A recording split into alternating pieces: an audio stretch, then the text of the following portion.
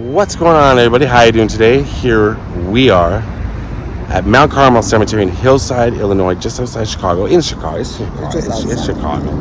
right? And this is BTheHorrorHound's channel. My name's Scott. I have a channel called Scott on Tape. Brandon, this is your channel, but I've kind of taken over. You have, which is okay. Which is okay, right? Now this is going to be your fifth video. My fifth with you, yeah. Your fifth on your channel. Oh yeah, my channel. Fifth on your channel. And we're here today to discuss a very unique grave. Now you do a lot of horror, you do movie locations, but you're going to branch out for your channel, right? Yeah, I want to branch out. Right, and you want to start doing a whole bunch of different things. Except but mostly to do with horror and creepy stuff, spooky Keep people interested. Right. So this is your channel, but if I start off, help you out a little bit because you're learning. I've been doing it for 5 years, but I'm telling you, I'm still learning every day. I still learn every day something different. We're gonna go take a look at the grave right here. Brandon's gonna do all the talking. And what's up, Mateo? That's Brandon's son. Yeah. Hi, Mateo. He's gonna be watching this, I think. Is he gonna be watching this? He will be watching this. He's never too young to get into horror or something creepy. Never too young. So now we finally made it To the grave site of Julia or Petta? Yeah, Julia Petta, and her maiden name was Buccola. Buccola, yes. Now she's also known as the bride of Mount Carmel Cemetery, and as you can see, she's in her wedding dress. Take a look up top. Look at that, holding the flowers in her hand. So she died in 1921. Take a look right here. Before you go down, take a look here. See that? That's exact copy. That's her. That statue is made from that photograph.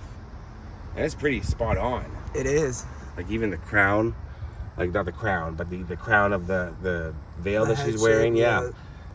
Captured it perfectly, flowing down on that side more. Like it's actually like identical. Identical. The swirls going down, you can see right. This. Now you might be asking yourself, is she famous? Why are we here today? Why are we here? And why do people come out here? Like people leaving books, there's fresh flowers. There's fresh flowers on a few graves, but Julia herself wasn't famous until after her death. Now let's look down here. Take a look. What do you know about that photograph? Look at that. It's the same as her bride dress. That's her in her casket, exhumed a few years after her death. This photograph was taken not before her burial. This was taken after her burial. 6 years later after her burial. Right here, because that is in the background. So her body was raised up. They opened it. And why did they open the grave? Because they thought she was buried alive. Well, her mother thought. Her mother thought because she was having nightmares that they buried her daughter alive. Right. So they opened up the casket. 6 years later, and the crazy thing is, nothing was wrong with her. Right. She was perfectly preserved. Now, the inside of the casket was tattered and worn down. Her stillborn son, still in her Filippo, hands. Still in her arms, but almost gone completely. After a few years, he was a tiny little thing. He was stillborn, but Julia herself was perfectly preserved, and I believe it's called in Catholicism, it's incorruptible. They believed at the time that if the body is incorruptible, she was a saint.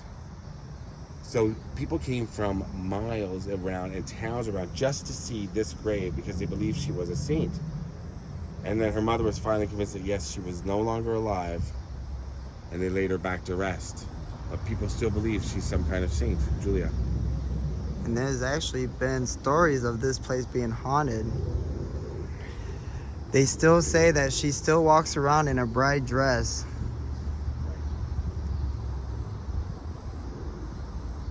So who really knows what really happened?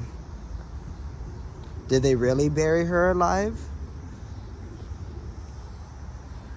Her mother just had the nightmares, but I mean, it depends. Back in the day, I mean, to get a body ready to be buried, takes time. It takes time, and she could have been perfectly preserved at the time, and the stillborn child just not as preserved. Right. You know, they took more attention to Julia herself. That's more of the logical explanation. And then for them to do it right here as well, it must have been very urgent. Yeah. Yeah, they didn't even take her to another location. No, they They just just opened it up right take a look, here. and then closed it again. Then after the accident, they buried her back. Wonder what she looks like today.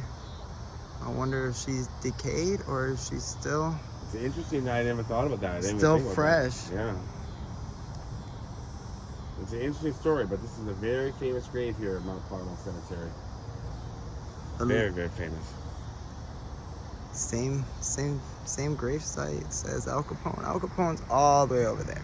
We're on all the way to the other side. On the opposite side, yeah.